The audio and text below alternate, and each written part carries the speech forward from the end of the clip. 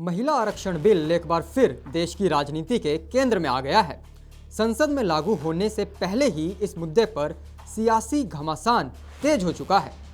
जहां एक ओर केंद्र सरकार इसे ऐतिहासिक कदम बता रही है, वहीं विपक्ष पारदर्शिता और टाइमलाइन को लेकर लगातार सवाल उठा रहा है। दरअसल नरेंद्र मोदी सरकार ने महिलाओं की राजनीतिक भागीदारी बढ़ाने के उद्देश्य से महिला आरक्षण से जुड़े संशोधन को कैबिनेट से मंजूरी दे दी है। सरकार की योजना है कि 16 से 18 अप्रैल के बीच इस बिल को संसद में पेश किया जाएगा। इसके लिए विशेष सत्र बुलाए जाने की भी चर्चा है, ताकि संविधान संशोधन के जरिए इसे पारित किया जा सके। इस बिल का मकसद लोकसभा और विधानसभा में महिलाओं को 33% आरक्षण देना है। सूत्रों के मुताबिक सरकार 2029 के आम चुनावों को ध्यान में रखते हुए इस बिल को लागू करने की रणनीति बना रही है। खास बात यह है कि इस बार 2011 की जनगणना को आधार बनाकर सीटों के परिसीमन का प्रस्ताव सामने आया है।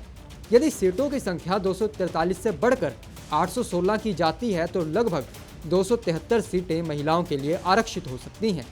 ये भारतीय राजनीति में महिलाओं की भागीदारी को एक नई ऊंचाई पर ले जा सकता है। हालांकि इस पूरे मामले पर विपक्ष सवाल खड़े कर रहा है। कर्नाटक सरकार के मंत्री प्रियांक खड़गे ने इस बिल के ड्राफ्ट को सार्वजनिक न करने पर सवाल उठाए हैं। उनका कहना है कि सरकार को केवल बिल का स्पष्ट मसौदा सामने रखना चाहिए, ताकि उस पर व्यापक चर्चा हो सके।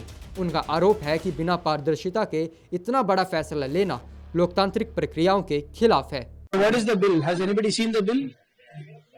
What is the bill about? So while we are for women's reservation, the cabinet has passed the bill. Where is the draft bill? Aren't they going to consult with stakeholder? Aren't they going to consult with women at least?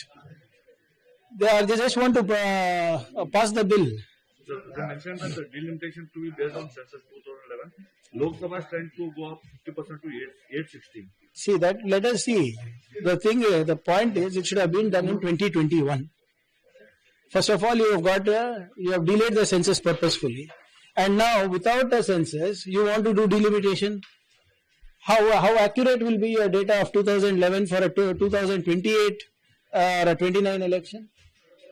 So these are all things that the Prime Minister should answer. He just can't sit in his ivory tower and issue directions like this. It's a democracy. वहीं Bharatiya Janata party के वरिष्ठ नेता शाहनवाज हुसैन ने इस पहल का समर्थन करते हुए इसे महिला सशक्तिकरण की दिशा में एक अहम कदम बताया है। उनका कहना है कि इस बिल के लागू होने से संसद और विधानसभाओं में महिलाओं की भागीदारी बढ़ेगी और देश की राजनीति में संतुलन आएगा। देखिए, प्रधानमंत्री जी ने लेख भी लिखा है, प्रधानमंत्री जी ने बयान भी दिया है। आधी आबादी को वो न्याय देने वाले हैं। प्रधानमंत्री जब से प्रधानमंत्री बने तब से महिलाओं के लिए बहुत काम किए हैं, लेकिन ये गेम चेंजर है। विधानसभा, लोकसभा, राज्यसभा, विधान परिषद सब में 33% आरक्षण होगा और इसके लिए सत्र शुरू होगा, क्योंकि वही एक्सटेंडेड सत्र है और पूरी उम्मीद है कि ये बिल पास होगा। आज महिलाओं में बहुत खुशी है और प्रधानमंत्री का सब आभार व्यक्त कर रही हैं। देखिए, नीतीश कुमार जी दिल्ली आ रहे हैं, राज्यसभा के सदस्य बनेंगे। हम दिल की गहराइयों से उनको मुबारकबाद देते हैं और उम्मीद करते हैं कि राज्यसभा का उनका कार्यकाल बेहतरीन रहेगा। इस बिल को पास करने के लिए सरकार विपक्षी दलों से भी समर्थन जुटाने में लगी है, क्योंकि यह संवैधानिक संशोधन है। इसके लिए दोनों सदनों में पर्याप्त बहुमत जरूरी है।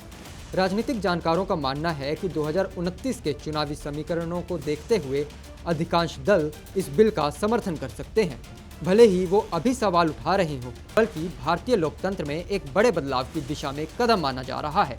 हालांकि इसके क्रियान्वयन, समय सीमा और पारदर्शिता को लेकर उठ रहे सवाल ये तय करेंगे कि ये पहल कितनी प्रभावी साबित होती है।